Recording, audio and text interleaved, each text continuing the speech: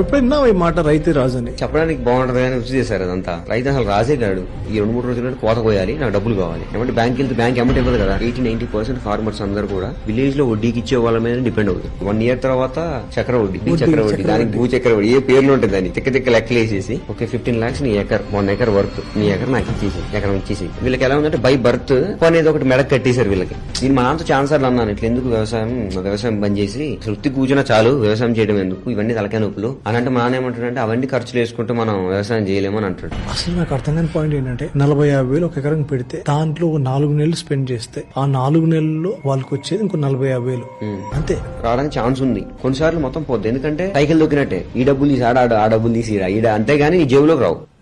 ఏంటప్ప రైతు ఇంత కష్టం? ఇండియాలో చాలా ప్లేసెస్ తిరిగావు, కష్టాలు చూసావు. అసలు ఫ్యూచర్ రైతు ఎలా ఉండాలని కోరుకుంటావు? ఇప్పుడు US లో ఎలా చేస్తారంటే ప్రేమతో చేస్తారు సార్ వ్యవసాయాన్ని. మన దగ్గర కూడా ఫార్మింగ్ అట్లా ఉండాలి సార్. ఫార్మర్